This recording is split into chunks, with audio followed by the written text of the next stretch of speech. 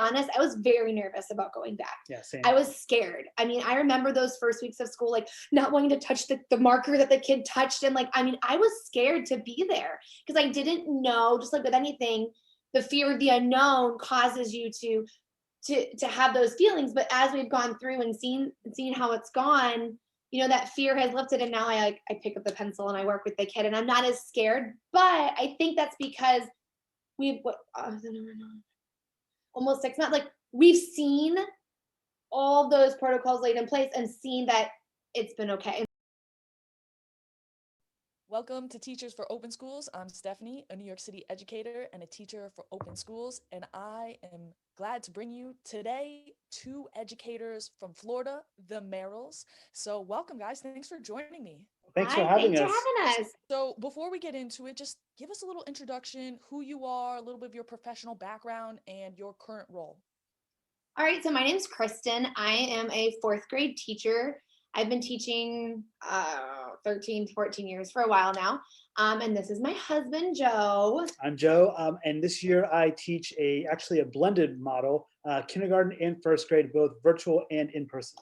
Yeah, so we have kind of taught all different models, whether we've been, co-teaching or in the classroom. But this year we were selected to be kind of like the virtual / in-person teachers. So we both started with a small group of in-person kids and then large groups of virtual kids. And then as the kids started coming back to our specific school, within our grade levels, they would go back into our classrooms. Oh, interesting. So a lot of flexibility. And I guess that's one of the biggest things that is really hard on teachers is there's so many moving parts and your responsibilities are constantly shifting. But I see you on Instagram and you guys are just taking it in stride, really showing a lot of resilience. And so I just wanted you to kind of take us through it. How did you feel when you were first told, hey, we're going back, like Florida, we're opening this thing up? And then, how did those feelings change over time? How have you adapted? And just give us a little bit more details about, what this fully in-person versus hybrid thing is going on. And I think you have a fully remote option as well. Yeah, so our district, I think the first thing that really makes a difference is like making a plan and sticking with it, because for a while it was kind of back and forth, and our district does a great job at like listening to everyone and what they want. But at the end of the day, you are never going to make 100% of people happy, ever. So I feel like what they did for us is they tried to. I mean, they did a really great job. They opened an entirely new school in our district that's a completely virtual option that will always be around despite COVID. So if you wanted like a district run instead of a state run, like virtual option, you had that. Then they had online classes, which we still have at our schools, that allowed you to be taught by teachers from your specific school. So that if that was a big thing with parents, they didn't want their kids to lose that kind of, I guess, that relationship. Yeah, they wanted the teachers from the schools that they were familiar with, right? They didn't want to lose that. And so that was pushed towards the forefront when we were opening, because they wanted to make sure that they had the ability to still connect with those teachers that the kids knew from the hallways, and not just, no offense to Miss Smith, but like from down the hallway that, we don't know. So they wanted to have those relationships still there. They've also made it really nice for parents. It's always been a flexible choice. So as much as they've encouraged parents to say, like, if you stayed virtual, try to do it through the first quarter. In reality, parents can go back and forth within a day's notice. So they've always had that. And it's both ways. If they bring their kids to school and then they decide, I don't want to, they always have the option to take them out. But I don't know of anyone who's done that, to be quite honest. I've had 1 or 2. And it's been temporary. It hasn't been like, it's been like, oh, we're moving right now, so we're going to take kind of advantage of the situation or something like that. Yeah, I was going to say. So less of a COVID situation and more of like a family situation. I think it was more of respect, because they knew they were going to be around other people, and rather than sending their child back and exposing everybody else to a group of people that they didn't necessarily know, right? Like movers, for example, they were playing it safe and keep kids at home for a week or 2 just to kind of get through the process and to play it safe. Yeah. So when it's at first, I don't know if we really knew quite how we felt, because we were just listening to all of the opinions of everybody. But once the school district decided and they made a decision, it kind of helped you ground your feelings. I mean, to be honest, I was very nervous about going back. Yeah, same. I was scared. I mean, I remember those first weeks of school, like not wanting to touch the marker that the kid touched. And like, I mean, I was scared to be there because I didn't know, just like with anything, the fear of the unknown causes you to have those feelings. But as we've gone through and seen how it's gone, you know, that fear has lifted, and now I pick up the pencil and I work with the kid and I'm not as scared. But I think that's because we've almost 6 months, like we've seen all those protocols laid in place and seen that it's been okay. And so I think that's kind of helped bring down that I think it's important to note, and I don't think you mentioned this, that they are under a mask mandate, so the kids have to wear masks. I was going to get to the rules later. Yeah, I was gonna ask you, like, perfect. So tell us about some of these mitigations, the protocols. So you have the mask mandate. What else we got? So they have to wear masks. Which our district provided all of our kids. They provided every single student with a mask and a buff. And then they also provided teachers with disposable masks and then like these like white cotton ones too, if the kids ever forgot. So they provided all of the kids ahead. Oh, and safety goggles if the kids wanted to wear glasses, because for a while that people were scared about their eyes. So they provided all of the kids with those ahead of time. Yeah, and I think that kind of as we went along through the first couple of weeks, you know, they took things very seriously, and they still do now. You know, if you have a kid, for example, who is complaining about a headache or something like that, they take that very seriously. You know, they don't take chances with it. They call the parents right away, say, hey, listen, it's probably best if we come pick them up. And that's been a major difference from last year, because last year, you know, if you had kids that went down to the nurse, we would try to toughen them up a little bit, right? Like, be like, let's try to get through the day, you know, come on, we're gonna be okay. You know, we didn't want them going into the nurse because we wanted them to engage in class. And now I think everybody's mindset is like, we need to take a little bit this more seriously. And so, you know, making sure that the kids are safe and having that in the back of our minds too. And just, you know, putting not only like mental health, but their physical health at the forefront. You know, if you have a kid who is not feeling well, you know, and they say they're not feeling well, let them go to the nurse. You know, don't try to push them and get through the whole day. Let them go. So at the beginning of the year, as a parent, I did feel like school was kind of like a jail. Like I didn't like it at first because but not because of the rules, but because I was so worried about how my kids would perceive the rules. And I was afraid that they were going to come home from school and they were going to hate the day and they were going to hate everything about it. And it was like the exact total opposite. Like they came home and were like, this was the best. We said you were teachers, but we forgot to mention your parents also. Yeah, we have two children, 5th grade and 2nd. So the rules at the beginning of the year were a little stricter than they were now. So the kids wear masks. They have to stand a certain feet apart. So we always say like a safe space. Like even when walking in line, at our school, we have Panthers. We say pause up, pause out. Like we teach them how to stand apart when they walk in line. At the cafeteria, they had to have silent lunch, because the research showed that eating was the most common way that you were going to get sick. So they made all the kids, when they take off their masks, to sit in quiet. Like they had, which as a parent, I was like, this is the word. And they have these long tables that they brought in instead of the round ones, and the kids would sit on each end of them. And then at the beginning, they made them wear their masks outside as well, even on the playground, on the field, everywhere. They had to wear them everywhere, which in the August heat down here was like, oh my gosh, we were packing our kids like a bunch of masks. They're not allowed to eat indoors ever. So if you ever had like a snack time or something, they had to go outside. They just sit all the way apart. They always have to be facing the same direction. So in the classroom, outside, like whenever they'd be lined up, they'd always have to face one space. And then originally we started everyone 6 feet apart. But what we found out was that as the kids started coming back, there's not a way to get all the kids 6 feet apart in every direction. So what they've started doing now is we have the kids sitting in buddies, like either the tables are next to each other or they share a table, because then in the case that a child does get sick and has to go home, the only child that has to go home for quarantine is the one sitting next to him, because we're able to keep 6 feet on all other directions. Now, I've had a student or two have to go home for quarantine. I have not had a single student that has been sick, and we have not had any cases at our school of a child coming to school sick and getting anyone else sick. So the procedures have worked. They clean our playgrounds in the morning. They clean them in the middle of the day, obviously in the evening. And then they give all the teachers, in addition to the custodial staff that comes in and cleans, they provided us with a special cleaner and paper towels and all the things. So like if we wanted to clean surfaces or spaces as well, we could. They started off like no book checkouts, none of those things. And now that we've seen that the procedures are working, the kids are allowed to check out books, but the librarians have to clean them in a certain way and quarantine them. And there's certain other protocols like Interesting, that. because we have seen that it's not as much about the surfaces. So it's good that they're providing those things and taking extra precautions. But I don't know if those are totally necessary as much as I really like that buddy system. So you only have to take one kid out. I think that's a very smart way to set things up. Because otherwise you'd have to So leave 4 of them, there wouldn't be enough space. So not only, but now you only have to miss the one if the case arises. yeah, so in terms of your actual classroom and what your teaching looks like, are you doing things different? Are you doing things the same? Because I know you guys, and I have your book right here, the interactive class. This is your old one. You guys just came out with a new one. I think it's about Flipgrid specifically, Yeah. right?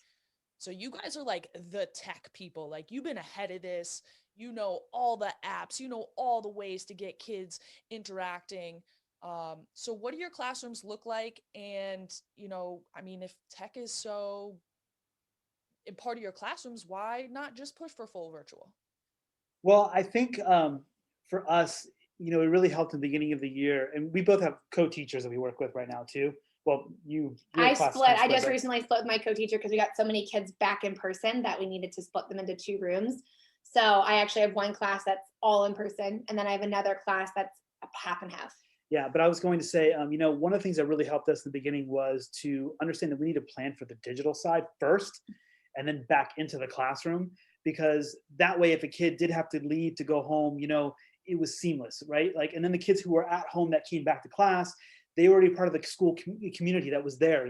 We already developed that, and so that was really important to plan for the digital side and kind of back that up into the classroom. And whether it was using tools like Flipgrid, looking in hindsight, we're like, yeah, we've got this, right? Like, yeah, this is not going to be any problem at all. But it's a much different story coming to school and starting off the year with a bunch of 6 and 7-year-olds than having them come and like go virtual in March, right? And so they had months leading up to that they were already familiar with the applications and the platforms. And so starting off the year was obviously a much different scenario.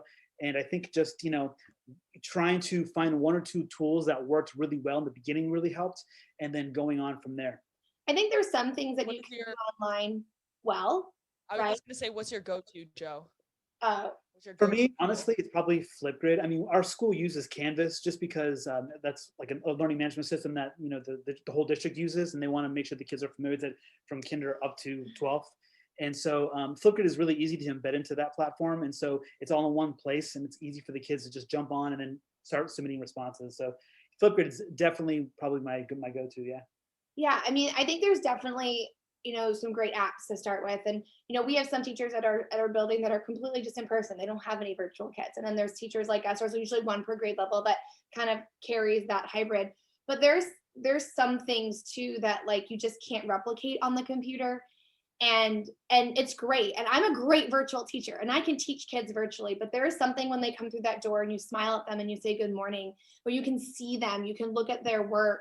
I'm a writing teacher. I'm telling you right now, the kids, I'm a much better writing teacher in person than I am online, just the amount of time. And so I think that we can be great, we can be good and great online, but for the kids to really get that full experience of school, they need to be in the building. And there have been a lot of kids that I had online, and then when they came back into my room, they're like completely different kids. Like I couldn't imagine, like I was like, oh my gosh, like you actually can do this, or their personality, or they actually speak. Like I had a child never speak online, and then he comes into class and he actually speaks and he talks, and so I think it was a great thing to do in March. I think we had no idea about COVID, and we had no idea what was going on. And I still think there's a lot of things we still don't know about, but from our experience and from my own children's experience, they're safe at school. I feel like they're safe at school, and I feel like their own personalities and their own mental well-being, they needed to go back. They had been at home for so long and they had seen no one. And the only time they did talk to them was like through a video game. And so now, they don't mind masks at all. They put them on before we can get to school. I mean, like it's second nature to them.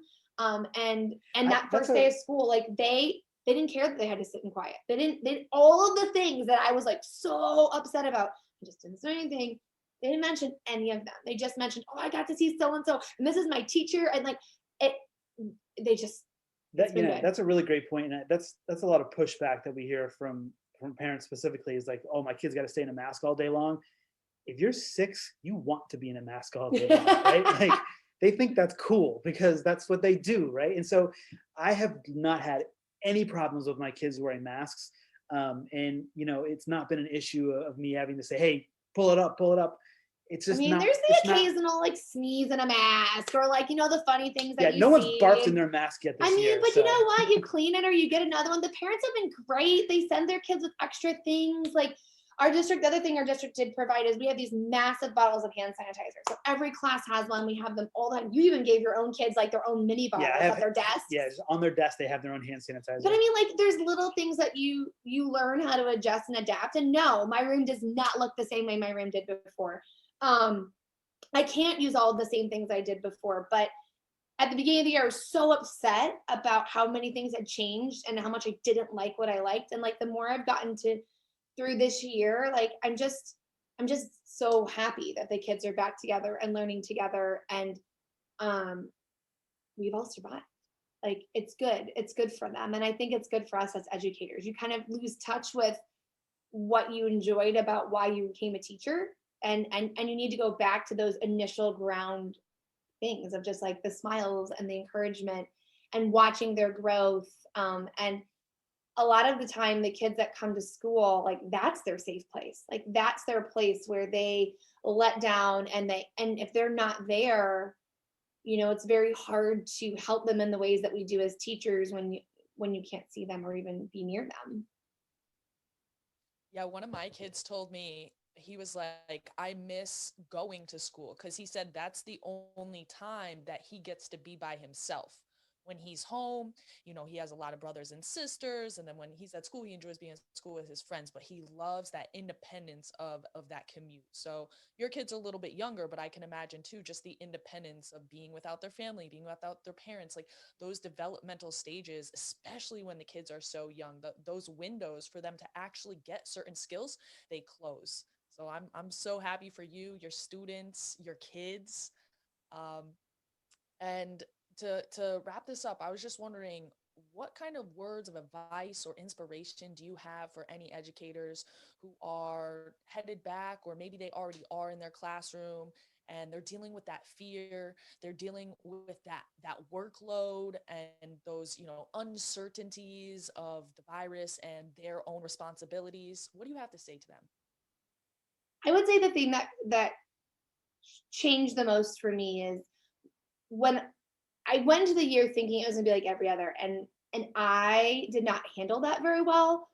The constant rules changing and the kids dropping in, like every day it was something else, and like I did not like that. And once I realized that I had to stop what I used to do, where I used to plan everything out and I used to like have everything ready, and I would just started like preparing myself for the day ahead, those things didn't bother me as much because, oh, you changed that rule now. Well, I didn't plan yet, so it didn't affect me. Or, you know, like when I just started focusing on what I needed, like before I went home that day, what do I need for tomorrow? How, you know, that really helped. Having things in advance, like making, like if you make a copy, or like I would make copies for 15 kids, right? Because I was trying to be so far advanced. And then a week later, I had like 18. And then I was like, 3 copies. So I stopped making my copies ahead because I never knew how many kids are in my class. Or, you know, when you make a set, like a notebooks or whatever it is for your kids, make a couple extra because they're going to start dropping in. And like, those were the things that stressed me out. Once I was in the building and I realized, you know, that we were okay and I wasn't sick, and those kinds of things, you'll start to find the things that make you feel comfortable as an educator. Like, I'm not ashamed to say I got a can of Lysol in my room, and like I Lysol certain things. It makes me feel safer. I don't know if it helps. I have a pencil jar, and you know, we put the pencils in it and they sit for a couple of days and let me use them. I don't know if it helps or not, but if that makes you feel better, if that's a way that works for you, you can start finding what those rules and routines are in your room. It's your room. And so you can follow the rules that are given to you, but then you can adjust and add or do things that make you feel comfortable in your space and make you feel comfortable with your kids.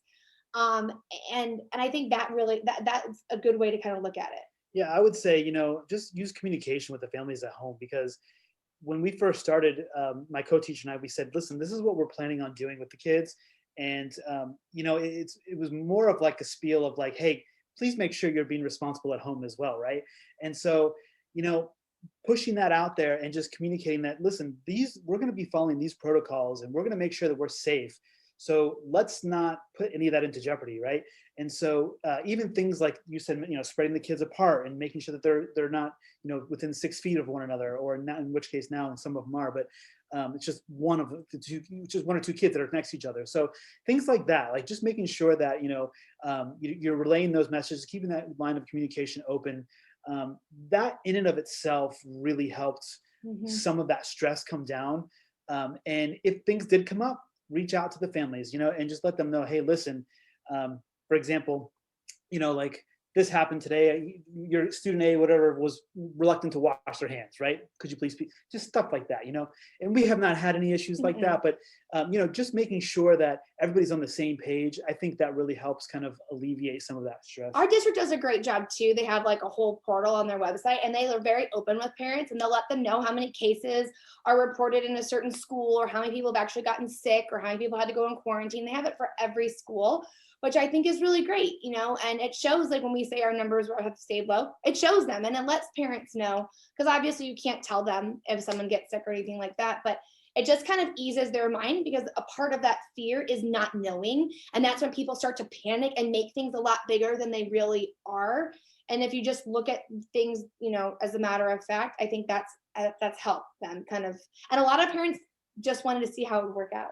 Right. And as I was gonna say, it's also establishing routines, right? And just, getting your kids into a routine of like, this happens now, this happens next, this is what's coming, and stick to it, right? And as educators, that's what we do. But I think when you really harp down on those and it's consistent throughout the day, even in places where it's not normally consistent, like at lunch, right? When they have to sit at two to a table, and those are times where it's not really been a routine. And so once they get into it, then the students are comfortable with it as well. Yeah. And it becomes much Right. less of an Natural. issue.